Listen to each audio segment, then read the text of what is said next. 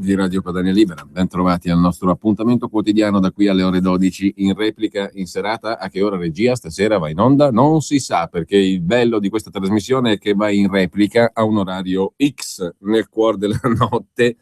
Comunque, prima pagina dell'Ansa di stamani: delegittimati anche con Renzi, lo scontro fra l'Associazione Nazionale Magistrati e il governo, ma in primo piano anche la guerriglia a Francoforte. La città tedesca, sede della BCE, la Banca Centrale Europea, si sveglia nella guerriglia, scrive l'Ansa. Auto della polizia in fiamme, assaltati tram, benzinai e negozi. È la protesta di Blockupy contro l'austerity del governo europeo e della Banca Centrale Europea. Sono 7 auto della polizia che sono state date alle fiamme, 8 ufficiali feriti, scrive ancora l'agenzia ANSA, e circa 350 persone arrestate. È il bilancio provvisorio degli scontri per l'inaugurazione della nuova sede della BCE a Francoforte, blindata da barricate e da filo spinato. I dimostranti, scrive l'agenzia Bloomberg, sarebbero circa 10.000. E contrariamente a quanto invece scrivevano i giornali di stamani, in Israele le elezioni le ha vinte alla grande Benjamin Netanyahu, che ha sgominato i rivali. Il Likud ha sconvolto i sondaggi, ma anche gli exit poll, verso il quarto mandato per Netanyahu. Un successo smagliante quello del leader del Likud, Benjamin Netanyahu, che si è aggiudicato la conferma alla carica di primo ministro per la quarta volta. Tornando alle cose italiche, il presidente del Parma Calcio, Gianpietro Manenti, è stato arrestato stamani con l'accusa di reimpiego di capitali illeciti, riciclaggio in sostanza. Arresti e perquisizioni sono in corso in diverse città italiane da parte degli uomini del nucleo di polizia tributaria Guardia di Finanza coordinati dalla Procura di Roma. 22 i soggetti destinatari di misure cautelari, una sessantina le perquisizioni. Le 22 misure cautelari, cioè arresti, riguardano soggetti accusati di associazione a delinquere, frode informatica, utilizzo di carte di pagamento clonate, riciclaggio e autoriciclaggio aggravato dal metodo mafioso. Si fa pesante l'atmosfera intorno al Parma Calcio e al suo presidente Manenti. I dettagli dell'operazione in conferenza stampa in programma stamani alle 11 a Roma, nella sede del nucleo della polizia tributaria della Guardia di Finanza, coi procuratori aggiunti Nello Rossi e Michele Prestipino. Per chiudere, dagli Stati Uniti una lettera con cianuro, allarme alla Casa Bianca, dove all'interno di una lettera sospetta arrivata nei giorni scorsi sarebbero state trovate tracce di cianuro. Il Secret Service assicura che non ci sono persone rimaste ferite o preoccupazioni per l'esposizione al veleno del personale che lavora alla White House Mail Screening Facility, dove la posta viene controllata e smistata. La busta sospetta sarebbe arrivata all'ufficio postale della Casa Bianca lunedì.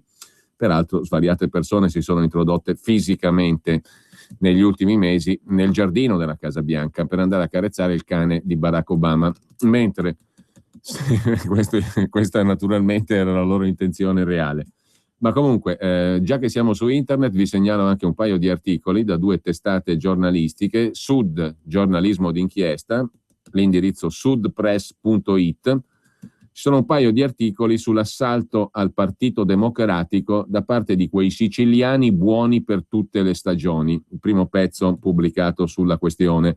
E in prima pagina anche il sottosegretario Faraone, siciliano appunto, e uomo di Renzi in Sicilia, che ha radunato una cozzaglia di impresentabili. Anziché importare in Sicilia la rottamazione, scrive Antonio Fiumefreddo su sudpress.it, sembra essersi consegnato al pantheon dei padri degeneri di questa terra martoriata. Insomma, altro che rottamazione, riciclaggio politico anche in Sicilia. Sulla notizia, quotidiano La Notizia, notiziagiornale.it, l'indirizzo internet, un articolo da segnalare è quello di Stefano Sansonetti, che come al solito si occupa di questioni che riguardano la finanza pubblica, il bidone delle ferrovie dello Stato offerto a peso d'oro a Terna.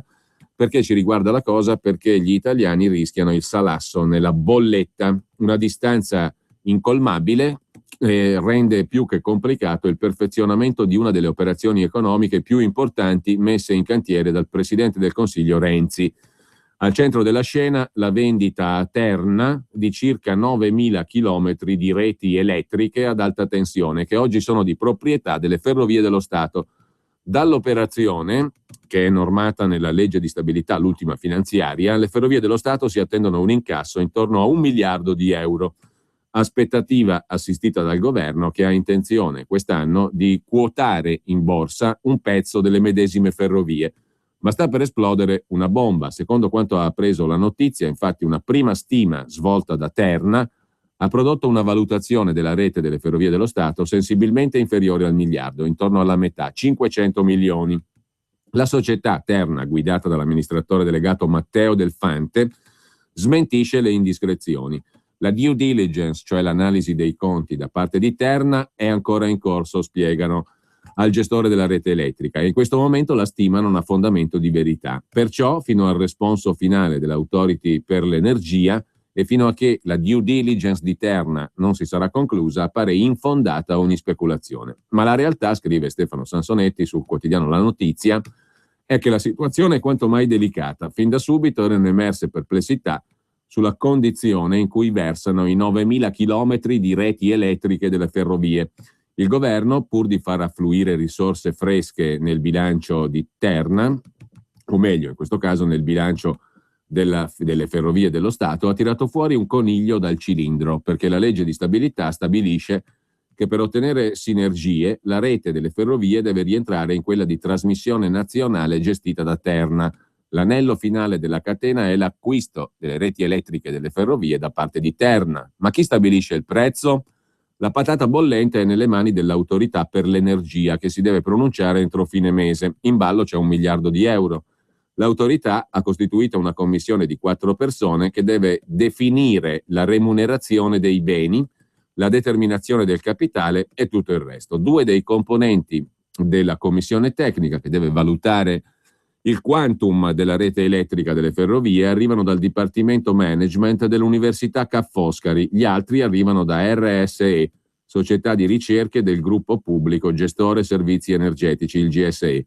Il costo della commissione è stato fissato in 60.000 euro a carico di Terna. Nel frattempo le parti hanno fatto le loro valutazioni. Quella di Terna sarebbe consistentemente inferiore al 1 miliardo di euro. Insomma, le ferrovie devono vendere la rete elettrica a Terna, solo che le ferrovie parlano di 1 miliardo di valore di roba. Terna, che deve comprare, stima la metà. La stima è intorno ai 500 milioni. Non è una novità che in Terna in molti sono convinti che la rete delle ferrovie dello Stato sia costituita da ferraglia arrugginita. Da qui una valutazione piuttosto bassa, in considerazione del cattivo stato di conservazione di un bene, le reti elettriche, che tra l'altro è spesso parallelo alla rete già gestita da Terna. Terna è società quotata in borsa e deve rispondere al mercato di ogni propria mossa, ma se governo e ferrovie dello Stato insistono sul 1 miliardo di euro, come se ne esce? Se insomma deve essere venduta a 1 miliardo, chi ci mette la differenza? E qui scatta Felice Pantalone. C'è il rischio, infatti, che il salasso finale sia scaricato sulla bolletta degli italiani, chiamati a pagare la differenza.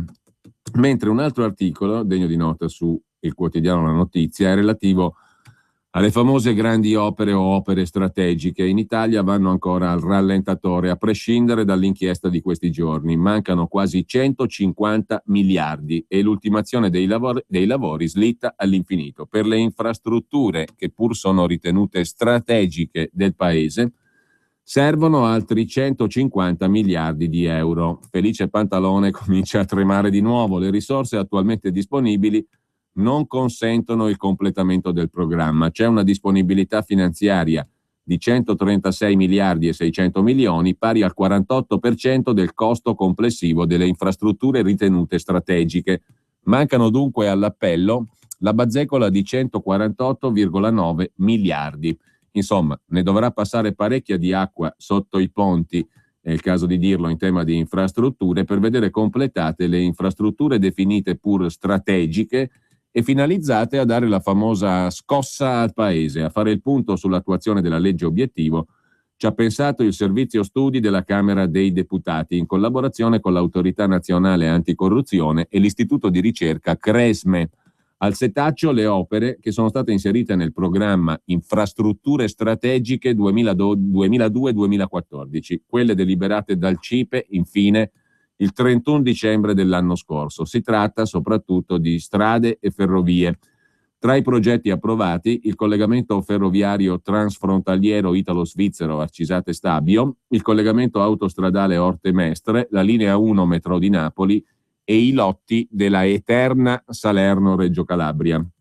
Comunque mancano 148,9 miliardi. A proposito di numeri, e qui rientriamo direttamente nella stretta attualità, le indagini della Procura di Firenze, l'indagine Sistema, il Ministero delle Infrastrutture incalza Lupi e compagnia bella.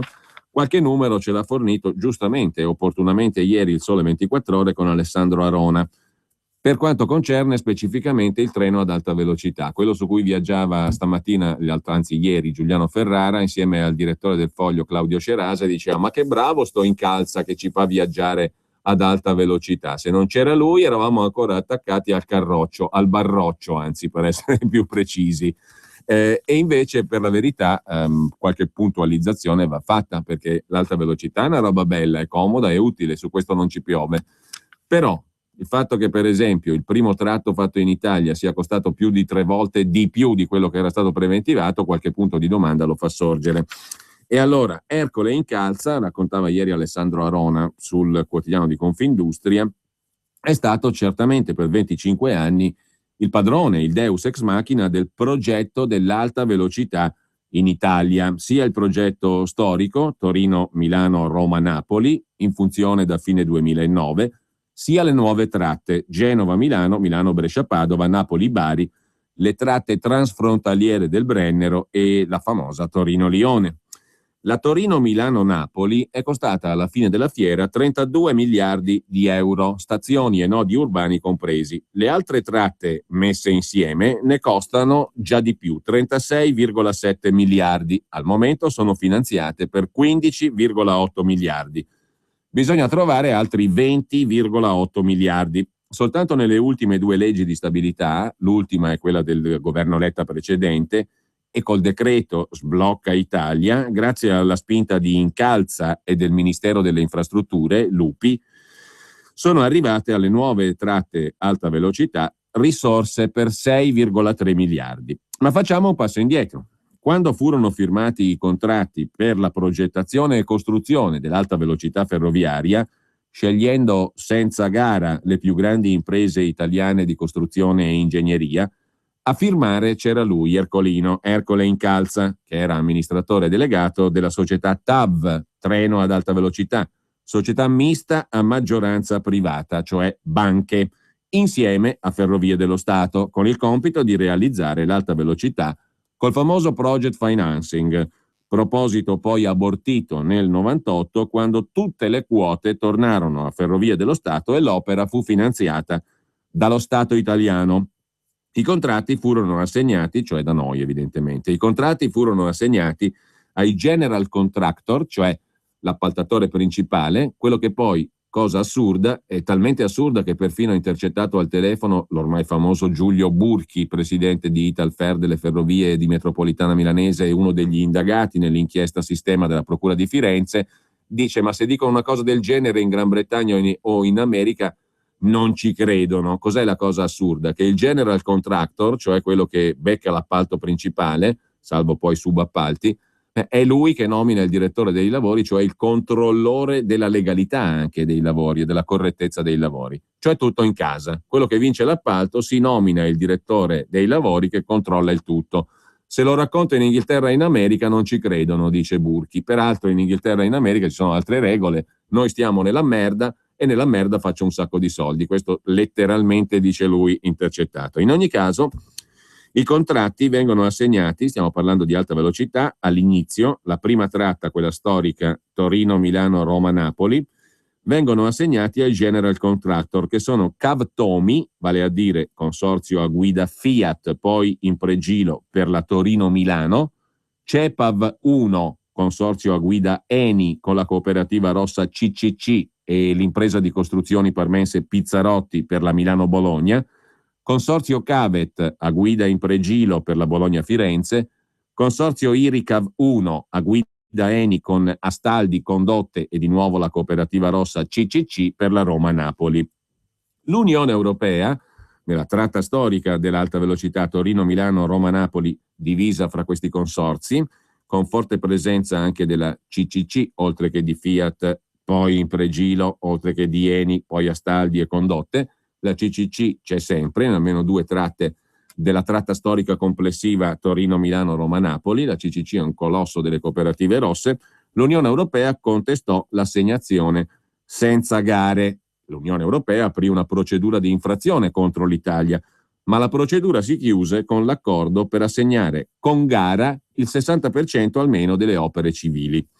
I lavori partono a fine anni 90. La previsione di costi della Torino-Milano-Napoli, esclusa la Firenze-Roma, che era già ammodernata, sale progressivamente, aprire bene le orecchie, da 10,7 a 32 miliardi di euro. Sarà normale. Io non lo so, non sono un esperto di grossi appalti. Lo è l'ingegner Perotti, quello arrestato e indagato insieme a Incalza e agli altri due principali indagati sul 51 dell'inchiesta della Procura di Firenze Sistema. Però a occhio e croce mi pare che tra una previsione di spesa di 10,7 e una spesa di 32, trattandosi poi di miliardi di euro, insomma, una certa differenza c'è, per essere eufemistici, e un qualche punto di domanda, sempre per usare lo stesso livello di eufemismi, sorge spontaneo, come avrebbe detto Lubrano. Di quel progetto resta da completare il nodo di Firenze, stazione e sotto attraversamento della città, che da solo vale 1,6 miliardi. Resta da completare anche la stazione di Napoli a Fragola. In ogni caso, i lavori partiti a fine anni 90 vedono salire progressivamente, lo ripeto perché è un numero, da 10,7 miliardi a 32 miliardi di euro il valore complessivo dei lavori, esclusa la Firenze-Roma che era già stata ammodernata a parte. Questo per la tratta storica alta velocità Torino-Milano, Roma-Napoli. 2 volte i governi di centro-sinistra tentano di revocare e rimettere in gara i contratti alta velocità del 91 per le tratte non ancora finanziate, ma l'operazione fallisce sempre. Nel 99 ci prova Bersani, ma la norma di legge è cancellata nel 2002, governo Berlusconi. Incalza torna in sella come braccio destro del ministro Lunardi. Nel 2006, in questo caso la norma di Pietro, fu impallinata dai giudici amministrativi. Di nuovo una retromarcia. Nel 2008 Incalza torna al Ministero, capo della famosa struttura di missione per le grandi opere, e le nuove tratte del treno ad alta velocità ripartono. La Treviglio-Brescia, la Napoli-Bari vengono decise dal governo Prodi 2. Nell'ambito dei vecchi general contractor, affidatari senza gara, oggi quanti sono ancora in pista? Sono in pista Cociv a guida Salini in Pregilo, Salini molto vicino a Comunione e Liberazione, per il terzo valico di Genova, valore 6 miliardi e 200 milioni, lavori in corso, finanziato per ora per 2 miliardi e 2. Sono ancora in pista, oltre al Cociv, CEPAV 2 a guida Saipem, gruppo Eni, con la società Condotte, Maltauro, vedi alla voce Mose di Venezia, e Pizzarotti, che è l'impresa costruttrice di Parma. Per la Milano-Verona 6 miliardi di lavori in fase avanzata sulla Treviglio-Brescia, 2 miliardi finanziata. Ancora in pista anche il consorzio Iricav 2 a guida Astaldi con Salini in Pregilo, di nuovo Ansaldo e ancora Condotte. Negli ultimi 2 anni, in particolare, Incalza e il ministro Lupi hanno rimesso in pista le tratte Brescia-Verona a guida Saipem e Verona-Padova a guida Astaldi Salini, che erano nel cassetto dal lontano 91. Nella legge di stabilità 2014 di Enrico Letta arrivano 768 milioni alla Brescia-Verona, 369 alla Verona-Padova. Nella legge di stabilità 2015 del governo Renzi, 1,5 miliardi per la Brescia-Verona, 1,5 per la Verona-Padova, più 90 milioni dal decreto Sblocca Italia. Questi i 4 numeri. Dopo la pubblicità ne diamo altri 4 per avere il quadro dell'inchiesta, perché l'inchiesta si innesta poi su una serie di altri cantieri. Quali sono i cantieri oggetto dell'inchiesta? Oh! Ci sono tanti oh, ma uno solo è realmente nuovo. Il nuovo oh da Opel. Nuova corsa Premium Class Innovations con multimedia IntelliLink massimo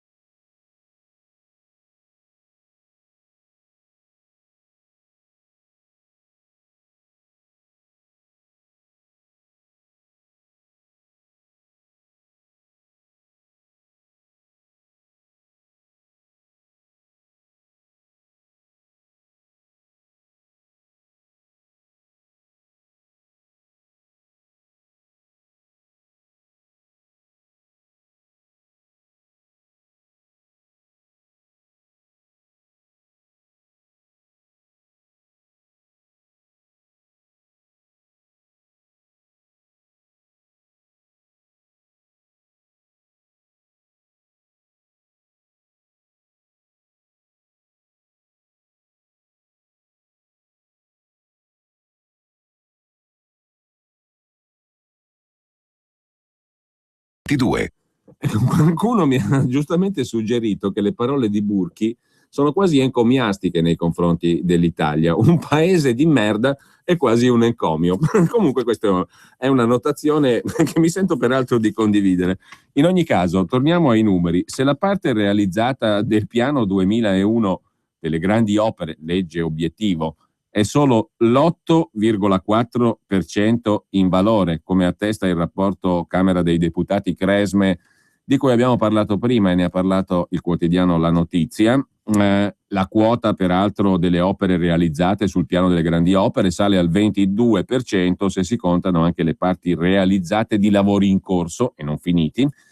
In ogni caso le opere coinvolte nell'inchiesta di Firenze sono tutte fra il primo e il secondo gruppo, cioè fra le opere già realizzate e quelle in lavoro in corso, ed è ovvio che sia così. Naturalmente sono opere già concluse come la tratta TAV, treno alta velocità Bologna-Firenze, realizzate in parte, Terzo Valico Genova, nodo di Firenze, Salerno-Reggio Infinita, o in fase di avvio la TAV Brescia, Verona e la Orte Mestre, quella che riguarda l'immarcescibile Vito Bonsignore di cui parleremo dopo. È naturale che sia così perché servono cantieri veri oppure finanziamenti per cantieri e lavori in corso per materializzare la corruzione. È evidente. La tratta Bologna-Firenze dell'alta capacità ferroviaria fu realizzata, come dicemmo, tra il 2000 e il 2009 dal consorzio Cavet a guida Impregilo per 5 miliardi e 900 milioni.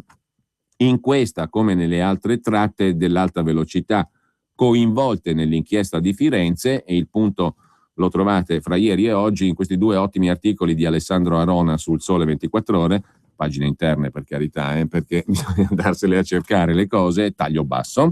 Comunque, in ogni caso, la tratta Bologna-Firenze è stata realizzata appunto dal consorzio Cave 5 miliardi e 9, e in questa, come nelle altre tratte alta velocità coinvolte nella recente inchiesta della Procura di Firenze, la direzione generale dei lavori è stata affidata, l'avete già indovinato, alla società di progettazione l'avete già indovinato, Stefano Perotti, affidata dal general contractor, cioè in pratica funzionava così: Incalza era il dominus, come dicono gli intercettati, il quale faceva in modo di affidare i lavori al general contractor, che è poi quello che si nomina il controllore, cioè il direttore dei lavori, in questo caso Perotti, autonomamente. Bellissimo lo schema. E infatti giustamente l'ottimo Burchi, che avrà tanti difetti, questo lo appureranno i magistrati dal punto di vista penale, li saprà chi lo conosce dal punto di vista individuale, però ha parlato chiaro, ha detto: se una roba così gliela racconto agli inglesi o agli americani, questi non ci credono, cioè che noi diamo miliardi e miliardi di appalti in opere pubbliche, grandi opere, alta velocità, opere strategiche, infrastrutture, diamo grandi miliardi di euro di appalti a un general contractor che si becca l'appalto principale, salvo poi subappalti, e costui, questo general contractor, questo consorzio o società che si becca l'appaltone, miliardone, poi si nomina il direttore dei lavori, che è l'amico di Incalza, cioè il signor Perotti, che a sua volta è amico di famiglia del ministro Lupi. E la storia comincia a non quadrare mica tanto. Ministro Lupi pro tempore, perché l'altro Incalza ha gestito la sua funzione con diversi ministri, diversi governi di tutti i colori. Quindi non è quello il punto, è lo schema che non funziona. Poi ci sono le responsabilità penali che, come tutti sanno, sono personali, quindi ciascun ministro si tira le sue somme. In Italia, paese così splendidamente definito da Burchi, uno degli indagati, è chiaramente possibile, anzi molto probabile, che nessuno tiri delle somme mai, in certi casi. Però questo lasciamolo stare.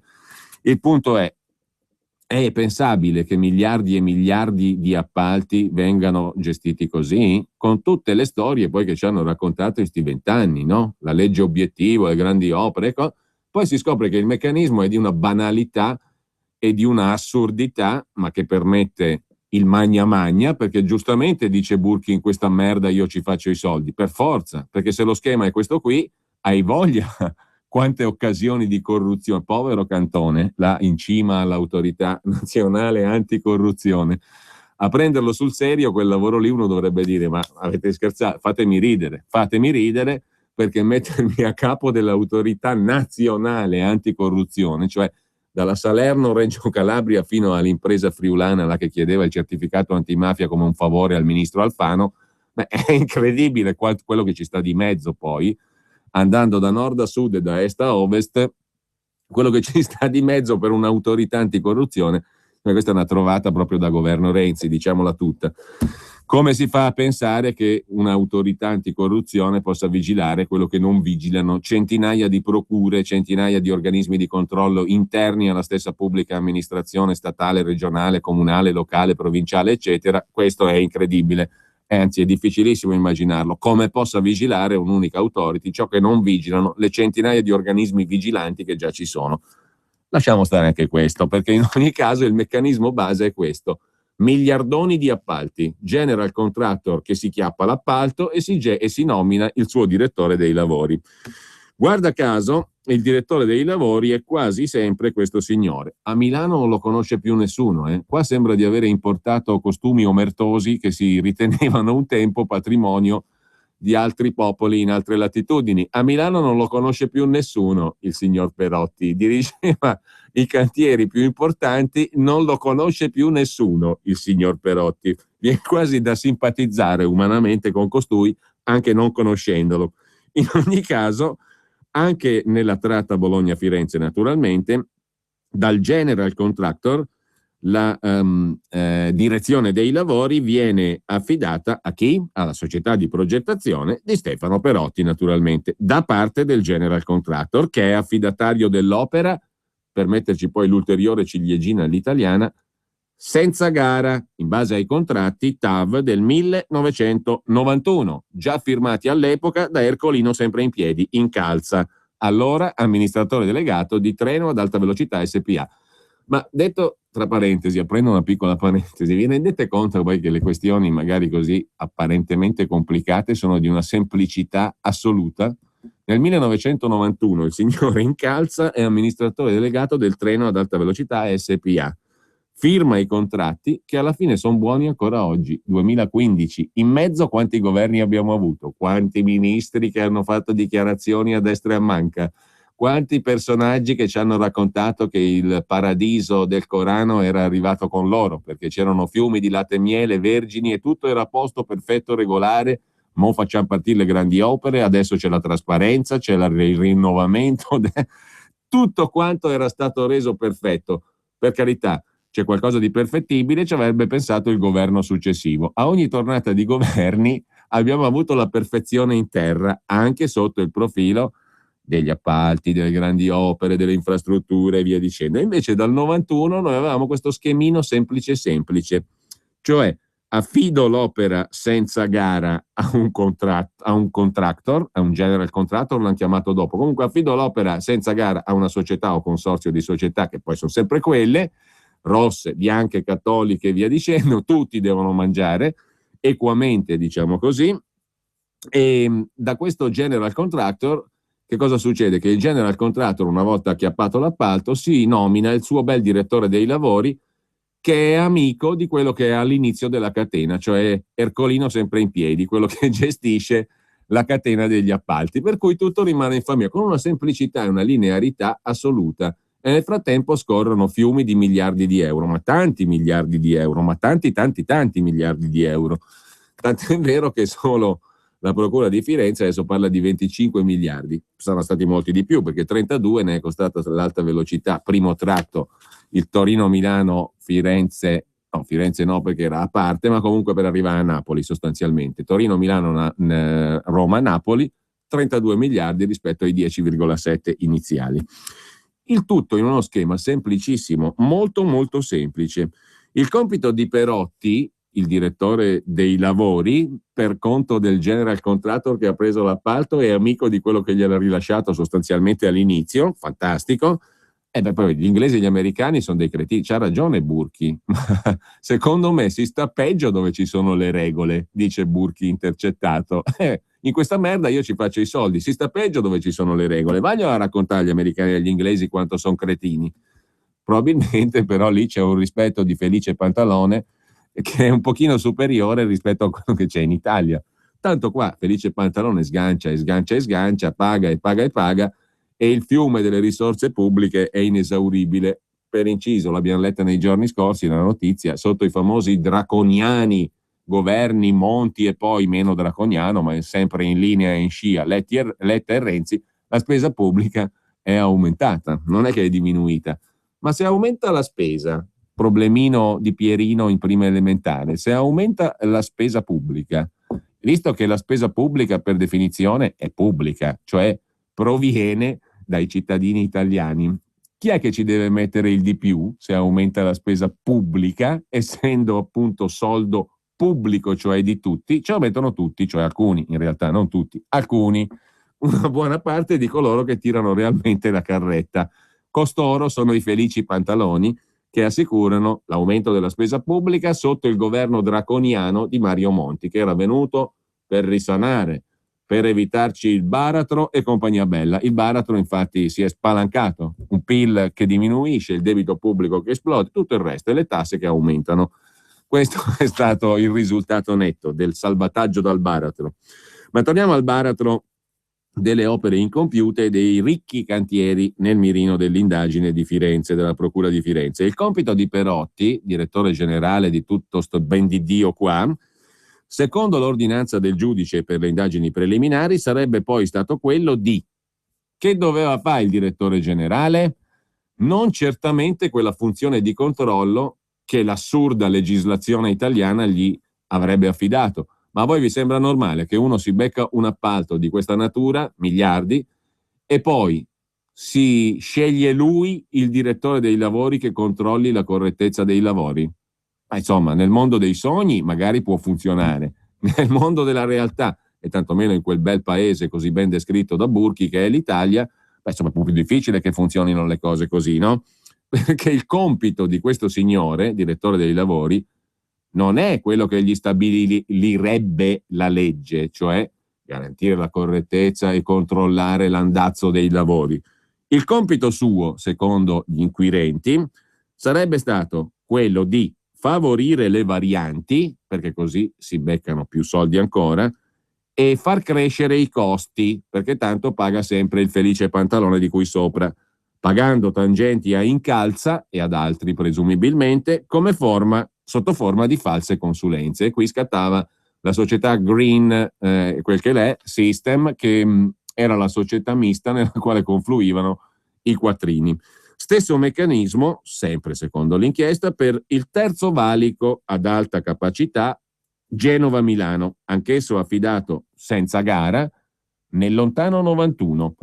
Per una serie di cose, qui stiamo parlando di opere pubbliche, ma per tante altre cose potremmo porci la seguente domanda. Allora, se tutte queste opere e sta valanga di miliardi è stata gestita dal 91 a oggi, sono passati, non andando errati, 24 anni. La matematica non è il mio forte, però 2001-2001, sì, 24 anni.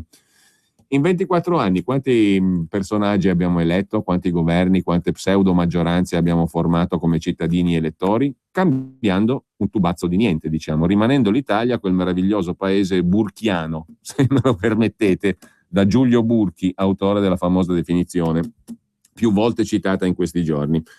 E tutti questi governi succedutisi, queste maggioranze variabili, variate addirittura col voto dei cittadini, cosa hanno cambiato? Cos'è che hanno cambiato? Siamo nelle condizioni di oggi, e mi viene da ridere per non piangere evidentemente, perché tutto ciò che è cambiato sotto forma di esborso costante e in crescita dalla tasca del lavoratore, del cittadino comune, dell'imprenditore normale, dell'artigiano onesto e via dicendo. Questi hanno tenuto in piedi la schifosa baracca che ci ritroviamo ancora intorno. Lo stesso meccanismo dunque per il terzo valico, anch'esso affidato senza gara nel 91, il Genova-Milano, al consorzio Cociv, Salini in pregilo, Salini CL in questa fase qua. L'opera è finanziata per 2 miliardi e 222 milioncini su 6 miliardi e 200 milioni ed è ancora in corso di realizzazione. Anche in questo caso, chi è che fa il direttore dei lavori? Ma certamente avete indovinato, la SPM di Stefano Perotti. Poi abbiamo il contratto tra Rete Ferroviaria Italiana e Novadia, che vuol dire Coop 7, un'altra delle grosse cooperative rosse, 771 milioni per il nodo dell'alta velocità di Firenze sotto attraversamento della città e stazione. È stato affidato stavolta con gara, incredibile, nel 2007. Il costo dell'opera totale è di 1 miliardo e 600 milioni. I lavori per il passante sono fermi, sono al 25% circa, dall'ottobre del 2013 per l'inchiesta sulle terre da scavo, mentre sono ripartiti nel 2014 per la stazione fiorentina. Rete Ferroviaria Italiana, Ferrovie dello Stato, ipotizza che il cantiere possa ripartire entro il prossimo ottobre. Anche per quest'opera, sapete chi è il direttore dei lavori? Avete indovinato, la SPM di Stefano Perotti. L'altra tratta ad alta velocità coinvolta nell'inchiesta è la Brescia-Verona.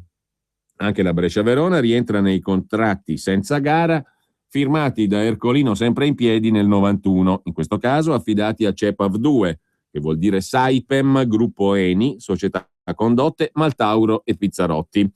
La tratta Treviglio-Brescia, sempre di CEPAV 2, stesso consorzio, Saipem, Condotte, Maltauro, Pizzarotti, 2 miliardi e 50 milioni, è in costruzione al 60% di avanzamento, con la direzione ai lavori. Di chi è la direzione ai lavori Treviglio-Brescia?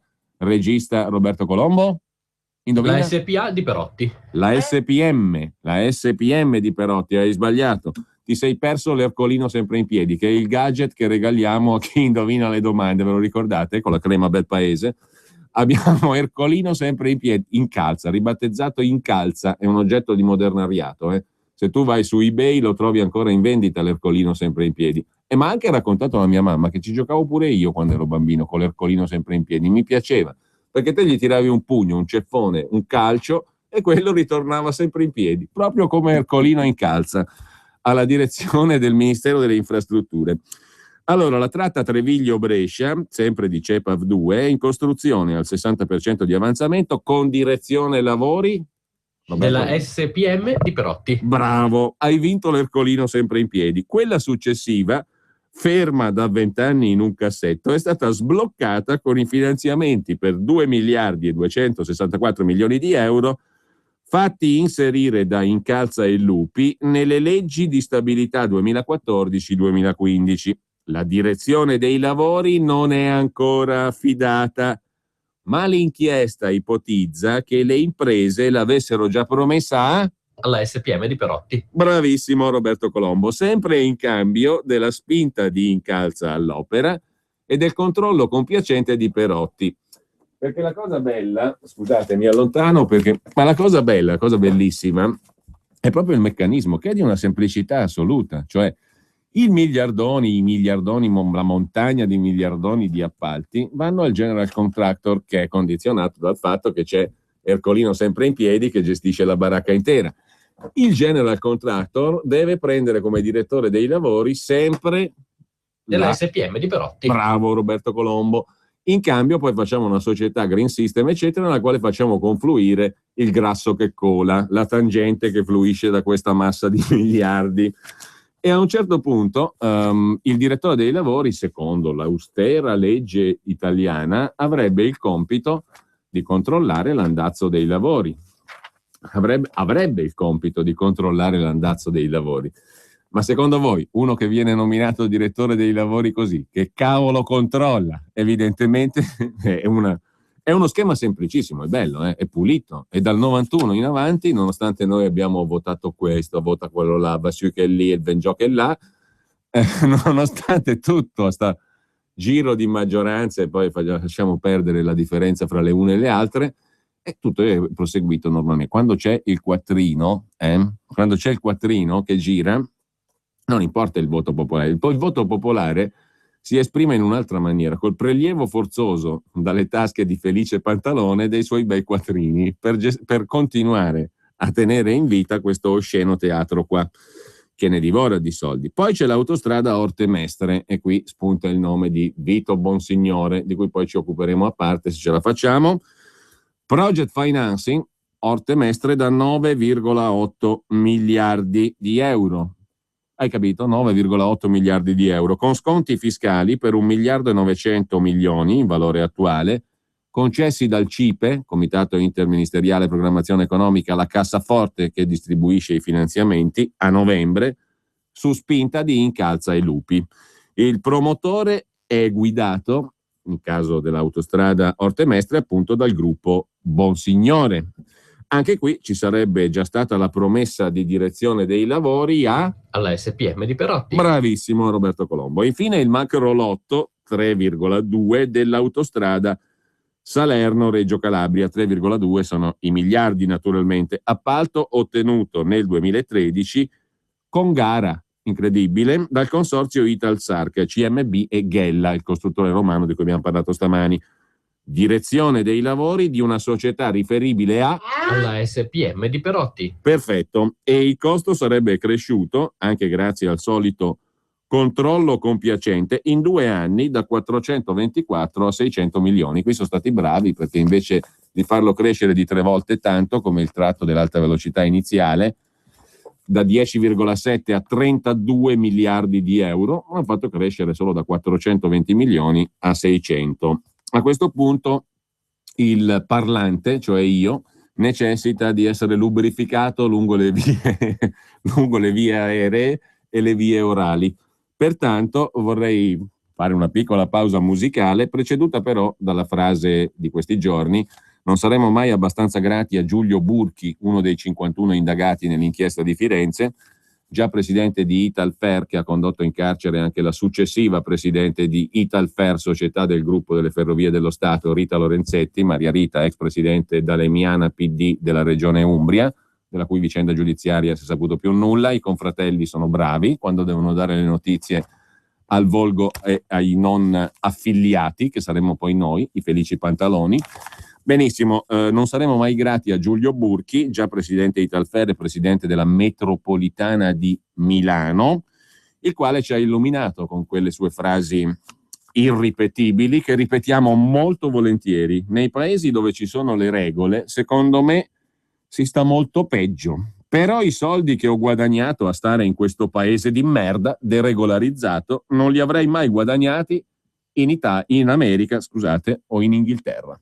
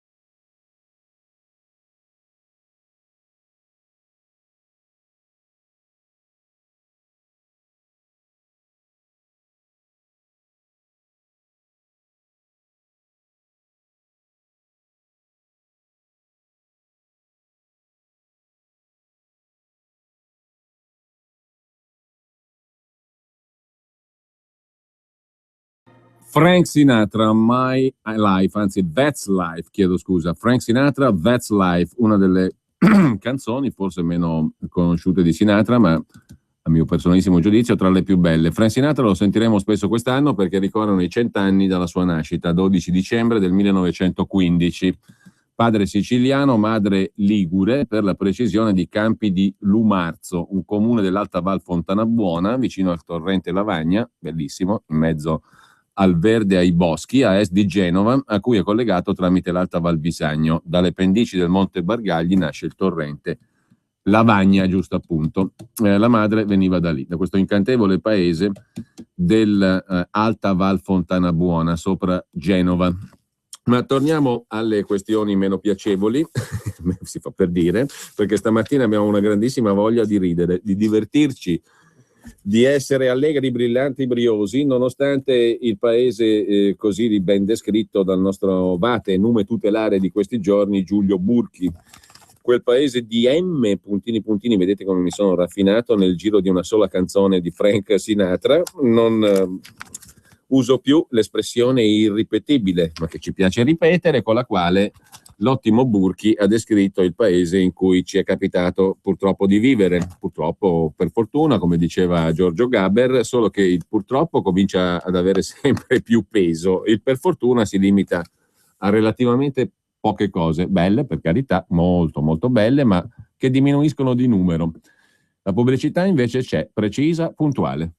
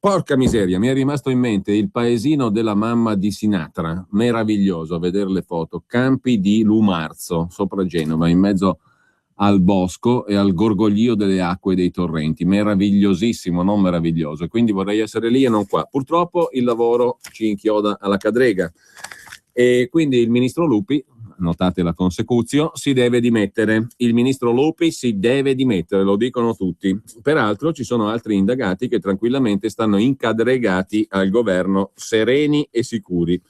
Gli indagati di Renzi con la poltrona al sicuro, li enumera oggi il quotidiano Libero, sono almeno 4, anzi sono 4. Vito De Filippo, indimenticato presidente della regione Basilicata, PD, sottosegretario alla salute, indagato per rimborsi irregolari, nello specifico Franco Bolli, e non mettetevi a ridere. Umberto Del Basso De Caro, anche lui PD, sottosegretario alle infrastrutture, indagato dalla Procura di Napoli per rimborsi non rendicontati. E poi Francesca Barracciu, sottosegretario ai beni culturali, come risarcimento per non aver potuto correre per la presidenza della regione Sardegna perché indagata nell'inchiesta sulle spese pazze dei fondi ai gruppi regionali, nonché accusata di peculato nell'ambito dell'inchiesta della Procura di Cagliari su utilizzo di fondi destinati ai gruppi del Consiglio regionale sardo, e in conseguenza di tutto ciò la Barracciu fu costretta a rinunciare alla corsa per la presidenza della Sardegna, ricompensata da Renzi con la poltrona di sottosegretario ai beni culturali. Nessuno chiede le loro dimissioni, quelle dei 4 sottosegretari coinvolti in inchieste giudiziarie. 3 sono esponenti del PD, il quarto è uno che conta parecchio, pesa assai, soprattutto nella sua terra in Sicilia. Giuseppe Castiglione, sottosegretario all'agricoltura, indagato per abuso d'ufficio e turbativa d'asta per gli appalti della struttura di accoglienza per richiedenti asilo più grande d'Europa, il CARA di Mineo, Catania, del quale torneremo a parlare perché abbiamo lasciato in sospeso la questione, non ce ne dimenticheremo di sicuro. Intanto però, per fare un'altra puntualizzazione, va detto anche, e la questione la affronta il giornale, che questa indagine sugli appalti pilotati e l'indagine sull'alta velocità ha visto un certo braccio di ferro fra le procure di Milano e di Firenze. Il premier Matteo Renzi recentemente aveva detto che Expo non è più la fiera degli scandali, visitando i cantieri milanesi venerdì scorso. Chiudere col passato di scandali, con le accuse di appalti truccati e quindi con il danno di immagine davanti al mondo per l'Italia, meraviglioso paese burchiano. Un'intenzione molto nobile quella del Presidente del Consiglio, ma il sospetto, scrive oggi il giornale, è che la volontà politica di presentare una Milano e un'Italia diversi sia stata in qualche modo corroborata da certa accondiscendenza da parte della magistratura. Lo ha adombrato anche il Fatto Quotidiano, avanzando il dubbio che il procuratore capo di Milano, Bruti Liberati, abbia voluto in qualche modo ibernare determinate inchieste per corruzione e abuso d'ufficio che riguardano opere connesse all'Expo che parte tra poco. La scarsa simpatia del Fatto nei confronti del procuratore capo di Milano potrebbe dare adito a dubbi. Tuttavia, i protagonisti dell'inchiesta di Firenze sono i medesimi indagati di Milano, a partire da Ercole Incalza, il super dirigente del Ministero delle Infrastrutture. Per finire con l'imprenditore Stefano Perotti, è lecito domandarsi quale sia l'origine di tanta attenzione da parte della Procura di Firenze. La famigerata inchiesta sul sottopasso ferroviario dell'alta velocità, partita nel 2011 sulla base di un accertamento del Corpo di Polizia Forestale e dell'ARPAT, l'Agenzia regionale per la protezione ambientale toscana, sullo smaltimento dei fanghi e dei detriti degli scavi, è l'innesco dell'inchiesta. Nel settembre 2013 finisce agli arresti domiciliari l'allora presidente di Italfer, gruppo Ferrovie dello Stato, l'ex presidente dell'Umbria, Maria Rita Lorenzetti, accusata di aver sfruttato il proprio ruolo per avvantaggiare alcune imprese di costruzione. L'inchiesta prosegue e nello scorso febbraio i PM titolari dell'inchiesta, Giulio Monferini e Gianni Tei, hanno chiesto il rinvio a giudizio di 32 indagati, tra i quali la stessa Lorenzetti e Ercole Incalza. Da una gemmazione, per così dire, di questa indagine parte una nuova offensiva che colpisce anche il ministro Lupi, che però non risulta indagato. Resta però qualche dubbio. Al di là delle storiche affermazioni dell'avvocato di Incalza, Titta Madia, a proposito del suo assistito Incalza, appunto, un recordman dei proscioglimenti, 14 e nessuna condanna, ha detto il suo avvocato, va ricordato che molti dei lavori ad affidamento diretto e non, oggetto dell'indagine, riguardano per competenza territoriale proprio Milano. Inoltre il GIP fiorentino Pezzuti avrebbe respinto numerose richieste di arresto. La Procura di Milano si sarà anche addormentata, ma l'iperattivismo della Procura di Firenze qualche sospetto lo desta, scrive il giornale.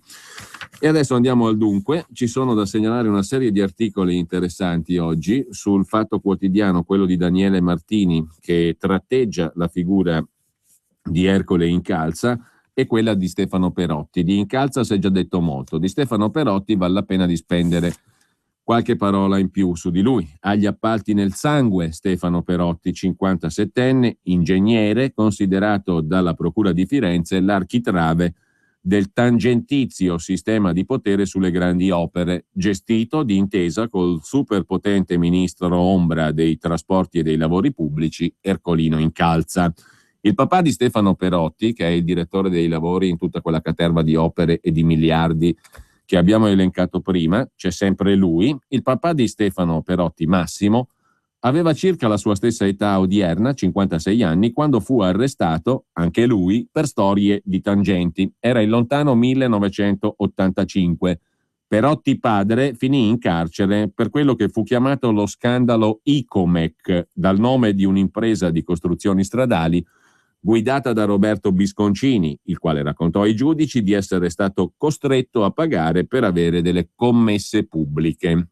C'è una continuità familiare, individuale, storica, politica, culturale, economica, finanziaria di quattrino nella storia d'Italia, che è un paese veramente unito da questo punto di vista. Come il figlio, anche papà Perotti era un uomo di grande potere, capo compartimento in Sicilia e subito dopo giovane direttore generale dell'ANAS, e poi commissario per la Cassa per il Mezzogiorno, e abbiamo detto tutto. Il suo sponsor era il socialista Salvatore Lauricella, ministro dei lavori pubblici, protettore anche di Incalza, anche lui a quei tempi socialista Incalza, esponente della corrente ferroviaria cosiddetta, la corrente pugliese di Claudio Signorile. Perotti senior, il papà, e Incalza si conoscevano bene fin da quando Incalza era il cocco del presidente delle Ferrovie dello Stato Lorenzo Necci, da cui aveva ricevuto il compito di avviare la partita dell'alta velocità, di cui Incalza sarà amministratore delegato, la società TAV. Nel sistema dei trasporti i due agivano in parallelo. A Perotti le strade, a Incalza i treni. Passata la Buriana, Perotti padre pensò che era meglio trasferirsi in Sud America, dove oggi, 86enne, vive. Soltanto di rado viene in Italia a trovare il figlio Stefano e gli altri figli. Prima di andarsene, Perotti papà lascia una fortuna alla prole, sia in beni materiali, sia in conoscenze e relazioni, a cominciare dal rapporto con l'amico Ercolino, Incalza. Le chiavi del padre il figlio le usa al meglio per fondare il gruppo SPM Consulting nel 1984, appena Perotti Junior prende la laurea in ingegneria, un anno prima dell'arresto del papà. Il ruolo del fortunato lascito paterno è riconosciuto, con parole crude, dalla moglie di Stefano Perotti, Christine Moore, intercettata al telefono col figlio. A 25 anni, dice la donna, papà non aveva fatto un cazzo nella vita. Papà ha avuto coincidenze fortunate di entrare nel mondo della politica grazie a suo padre, Perotti senior, e a un certo giro di politica e lavori pubblici. Non è detto che in futuro però sia sempre uguale a come è stato fino adesso, dice profetica la moglie. Nato a Roma, Stefano Perotti si era spostato a Firenze in una dimora sul punto più panoramico del Colle di Boboli, che affaccia su un giardino monumentale, dove di recente è stato allestito anche il set per lo spot Calzedonia con Julia Roberts, l'attrice americana. Perotti riceveva in villa spesso i politici. Il 29 novembre scorso ospitò il ministro dei trasporti Lupi, il quale peraltro si definisce amico di famiglia di Perotti e che col figlio Luca, il giorno dopo, corre la maratona di Firenze. Una delle passioni di Lupi, correre la maratona, inserendosi nella scia di papà Massimo. In un trentennio Perotti figlio è diventato il punto di riferimento delle grandi opere italiane. Ha acquisito incarichi e direzioni lavori per milioni di euro, una ventina circa, un'enormità, facendo a gara con un altro asso pigliatutto, perché l'altro asso pigliatutto delle direzioni lavori in Italia è un palermitano, Nino Bevilacqua. Perotti si è diviso tra i binari e l'asfalto, Bevilacqua invece è più portato per le strade. Entrambi sono tecnici che stanno di casa all'ANAS, guidata dal sempiterno anche lui perché è lì da una vita, Piero Ciucci. I legami tra Perotti e l'azienda delle strade sono rodati. Per esempio, tra i dirigenti della SPM di Perotti c'è Vittoriano Picca, ex capo del compartimento ANAS di Bari e Potenza. L'ANAS è la società pubblica Strade e Autostrade. In gioventù anche Picca era socialista, pure lui della corrente di Signorile, e fedelissimo di un altro personaggio, per anni cruciale nell'azienda delle strade, il direttore centrale Michele Minenna, anche lui pugliese. Un figlio di Vittoriano Picca, Francesco, è attualmente dirigente dell'ANAS in Liguria. La figlia Elisabetta è al compartimento di Bari. Tra i neoassunti nel gruppo SPM di Stefano Perotti c'è anche Luca Lupi, il figlio del ministro impegnato nella difesa a spada tratta di Ciucci, presidente dell'ANAS, dalle accuse che gli piovono addosso in Senato, dove lo hanno convocato per la terza volta in un mese e stanno avviando una commissione di inchiesta proprio sull'azienda stradale presieduta da Ciucci, l'ANAS. Con l'ANAS Perotti ha avuto almeno 3 sontuosi incarichi di direzione lavori sulla Salerno-Reggio Calabria, compreso il macro lotto del viadotto denominato Italia, quello da cui alcuni giorni fa è venuta giù un'impalcatura e c'è cascato anche il morto. E poi la tangenziale di Como. Perotti dirigeva anche i lavori di un'altra grande opera assai discussa, la tratta T3 del metro C di Roma, dove aveva soffiato il posto al precedente direttore Enrico Molinari. La T3, va da San Giovanni a Piazza Venezia, la tratta T3 del metro C di Roma, e ora vorrebbero prolungarla addirittura fino a Vigna Clara. Sono già aperti 4 cantieri, via Sannio, Amba Aradam, Ceglio e intorno al Colosseo sulla Collina Veglia e sotto il Tempio di Massenzio.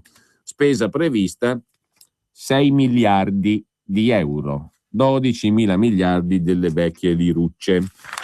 Il signor Incalza, specialista nell'aumento dei costi, è un altro degli articoli pubblicati oggi sul Fatto Quotidiano, ma questo l'abbiamo già stravisto e visto prima, quanto è costata l'avventura e l'aumento spropositato dei costi, tanto paga Felice Pantalone. Ma a questo punto va citato anche sul Fatto Quotidiano l'articolo di Gianni Barbacetto su Vito Bonsignore, il quale era stato anche protagonista, tra le tantissime cose che ha fatto, anche della scalata famosa dell'Unipol alla BNL con Giovanni Consorte, con D'Alema, il quale a un certo momento lo cita esplicitamente: vado da Bonsignore, facciamo una trattativa a margine, eccetera, eccetera. Vito Bonsignore, scrive oggi Gianni Barbacetto sul Fatto Quotidiano, ha 7 vite come i gatti. È passato dalla Prima Repubblica, dove faceva il politico, alla Seconda, dove è diventato banchiere, Cassa Risparmio Genova, la Carige, e imprenditore nel settore autostrade. L'inchiesta di Firenze sul cosiddetto sistema di Incalza e soci fotografa Bonsignore coinvolto in una vicenda che ha a che fare con i lavori dell'autostrada Civitavecchia-Orte Mestre, una grande opera, scrive il giudice, di cui Incalza ha la responsabilità procedimentale come capo della struttura tecnica di missione del Ministero Infrastrutture. La Civitavecchia-Orte Mestre sono 380 chilometri di asfalto che attraversano 5 regioni: Lazio, Umbria, Toscana, Emilia-Romagna e Veneto. Vale quasi 10 miliardi di euro, 4 in più di quelli preventivati a suo tempo per il ponte sullo Stretto di Messina.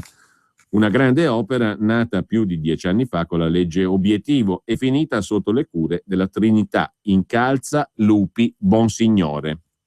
Per la Orte Mestre, oggi Bonsignore è indagato per il vecchio reato di concussione, che oggi si chiama induzione, ma l'avviso di garanzia non deve avergli fatto impressione, vista la sua lunga storia. È restato un centauro, scrive Barbacetto sul Fatto Quotidiano. Bonsignore è mezzo politico, mezzo imprenditore, e nella vita ne ha viste tante. Quando era solo un uomo di partito, aveva sposato la Democrazia Cristiana ed era diventato lui, siciliano, il proconsole di Giulio Andreotti a Torino. Per i suoi rapporti mai interrotti con la famiglia politica più inquinata dell'isola, come la definì il generale Carlo Alberto Dalla Chiesa, quella andreottiana, subì quelle che in Sicilia vengono chiamate mascarigliate, cioè chiacchiere velenose, schizzi di fango dal profumo mafioso, ma Bonsignore non si scompose. Incassò senza battere ciglio anche una condanna definitiva a 2 anni per concorso in tentata corruzione, abuso e turbativa d'asta, in relazione a un appalto per l'ospedale di Asti, uno dei capitoli piemontesi di Tangentopoli. Dopodiché rischiò di essere incastrato da un vecchio compagno di scorribande, Alberto Mario Zamorani, amministratore delegato di Metropolis, società creata nei primi anni 90 dall'amministratore delle Ferrovie dello Stato Lorenzo Necci per lo sfruttamento e la valorizzazione del ricchissimo patrimonio immobiliare delle Ferrovie dello Stato. 8 milioni di metri quadri di terreni da liberare da rotaie e traversine e da edificare, con investimenti previsti per 20.000 miliardi delle allora lire. Venne arrestato da Di Pietro e dal Pullman Ipulite nel 92 Zamorani e raccontò di una sontuosa scatola di cioccolatini portata all'onorevole Bonsignore in piazza Montecitorio davanti alla Camera. Non c'erano cioccolatini in quella grande scatola, eppure Bonsignore non restò deluso, perché erano stati rimpiazzati con banconote da 100 milioni di lire. La storia restò appesa alle sole parole di Zamorani e non ebbe conseguenze giudiziarie. Il tempo di archiviare la Prima Repubblica e passare alla Seconda, ed ecco riemergere Vito Bonsignore nuovo di zecca. Vita nuova, nuovo partito, l'UDC, e nuova elezione al Parlamento europeo con nuove attività. La politica che si fa direttamente affare, si butta a capofitto nella Banca Carige, si impegna nelle autostrade, nell'immobiliare e nelle costruzioni. Nel 2005 Bonsignore entra nella partita dei cosiddetti furbetti del quartierino, come dicevamo prima. Compra 2,7 milioni di azioni di Antonveneta, mentre la banca è sottoscalata da parte di Giampiero Fiorani, il banchiere della Popolare di Lodi, che vuole strappare la banca padovana agli olandesi di ABN AMRO. Nell'altra scalata, quella dei compagni di Unipol su BNL, Bonsignore mette insieme un bel pacchetto del 2% e si associa con i cosiddetti contropattisti, cioè coloro che si oppongono alla conquista da parte dei baschi del Banco di Bilbao. La compagnia con cui Bonsignore si mette è quella dei furbetti schierati con Fiorani e con l'allora governatore di Banca d'Italia Fazio, Emilio Gnutti, Ettore Tiberio Lonati, Stefano Ricucci, Danilo Coppola, Giuseppe Statuto e il padre padrone della Unipol Gianni Consorte, con tutto il contorno poi di Fassino, D'Alema, La Torre in particolare per quell'affare, cioè i big dell'allora DS. Una compagnia bipartisan, destra e sinistra, pronta a celebrare gli affari. Antonveneta a destra doveva andare a Fiorani, BNL a sinistra alle cooperative, a Unipol, a Consorte, al PD. Abbiamo una banca, diceva Fassino.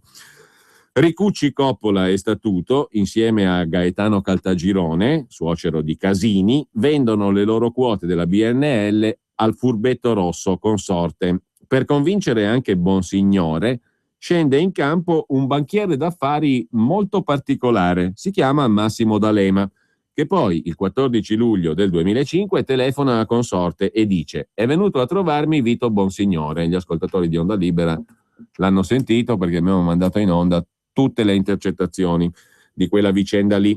È venuto a trovarmi Vito Bonsignore, dice D'Alema al furbetto rosso Consorte. Voleva sapere se io gli chiedevo di fare quello che tu gli hai chiesto di fare oppure no, ridacchia D'Alema, che voleva altre cose, diciamo così, all'atere, su un tavolo politico. Ti volevo informare che io ho regolato da parte mia, dice D'Alema a Consorte. È fatta, Bonsignore vende per poi riscuotere all'atere su un tavolo politico, come dice D'Alema. Cosa riscuote? Ciò che D'Alema ha regolato da parte mia, come ha detto D'Alema.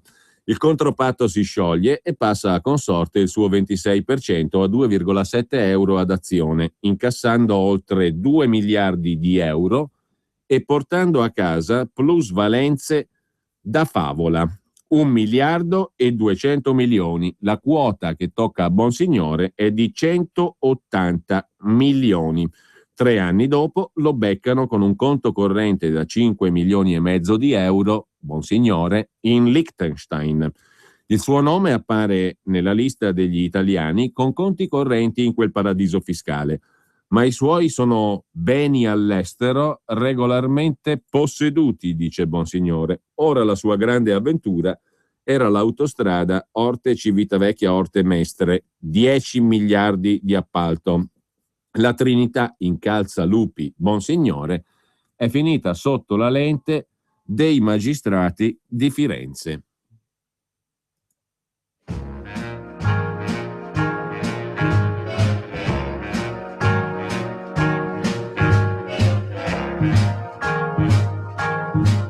I've got you under my skin. I've got you deep in the heart of me, so deep in my heart that you're really a part of me. I've got you under my skin. I tried so not to give in. I said to myself, this affair never will go so well. But why should I try to resist when, baby, I know so well I've got you under my skin. I'd sacrifice anything, come what might, for the sake of having you near, in spite of a warning voice that comes in the night and repeats in my ear. Don't you know, little fool, you never can win. Use your mentality.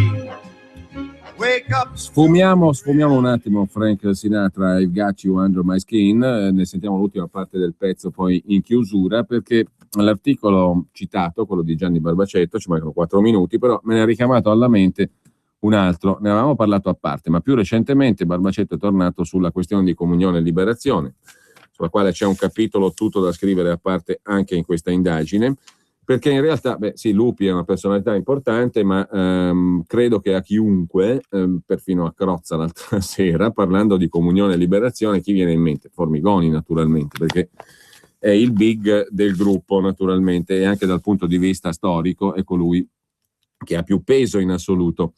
E la storia del quattrino e delle finanze, i memores domini, i conti, Formigoni eccetera, è venuta fuori già in passato in relazione ad un'indagine della Procura di Milano dell'allora PM Alfredo Robledo, l'indagine Oil for Food, cioè petrolio in cambio di cibo, l'operazione sull'Iraq di Saddam Hussein, consentire di portare cibo alla popolazione irachena sotto sanzioni, in cambio l'Iraq dava la possibilità di far uscire del petrolio, Oil for Food. E qui era venuta fuori la storia delle finanze di comunione e liberazione, che sono da anni un mistero ben custodito, ma c'è stato un momento appunto in cui i conti bancari, le società estere, le fondazioni offshore legate a comunione e liberazione sono venute parzialmente alla luce per merito di quell'inchiesta giudiziaria, Oil for Food. Sono apparsi alcuni nomi, vi ricorderete che ne abbiamo parlato, chi è assiduo ascoltatore si ricorderà, per esempio della società estera Candon Lee Limited, e poi di una misteriosa fondazione di Vaduz nel Liechtenstein, la fondazione Memalfa. Conti svizzeri cifrati, soldi in contanti stipati in una scatola di legno nascosta sotto il letto, erano tutte vicende venute fuori da quell'indagine Oil for Food. Il pubblico ministero Robledo nel 2004 partì a caccia delle tangenti pagate per i contratti petroliferi nell'Iraq di Saddam Hussein e scoprì che Formigoni, allora presidente della Lombardia, aveva ricevuto da Saddam Hussein contratti per 24 milioni e mezzo di barili di petrolio, contratti che naturalmente non è che si è portato il petrolio a casa sua, Formigoni, li ha girati ad aziende amiche del Giro di Comunione e Liberazione, la COGEP e la NRG Oil. La società COGEP ringraziò, per modo di dire, sborsando, secondo l'accusa, tangenti per $942.000 in Iraq e $700.000 a mediatori italiani.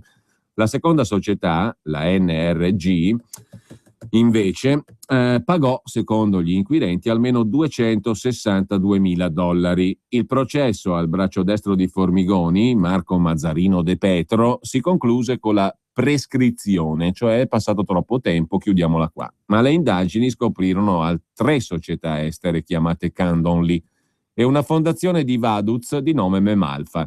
Gli uomini che le manovrano sono, oltre a Mazzarino De Petro, sono tutti memores domini del gruppo strettamente vicino a Formigoni: Alberto Perego, Alberto Villa, Fabrizio Rota, Mauro Villa e Mauro Saporiti. La prima società, Candonly Limited, nasce nel 91 a Dublino. Mandante il signor Alberto Perego, dice una memoria riservata interna alla Fidinam, fiduciaria svizzera, dalla lunga e non sempre cristallina storia. Nel 95, a spartire con Perego, che poi è stato colui che ha convissuto anche materialmente con Formigoni, a spartire con Perego il controllo della Candonly, arrivò il segretario di Formigoni, Fabrizio Rota. Ma è arrivata anche l'ora in cui dobbiamo chiudere. Sono le 12, 2 note ancora di Sinatra, I've Got You Under My Skin, e domani riprendiamo questa storia delle finanze e delle società di Comunione e Liberazione di Formigoni. Tanto buon pomeriggio a tutti da Giulio Cainarca. Under my skin.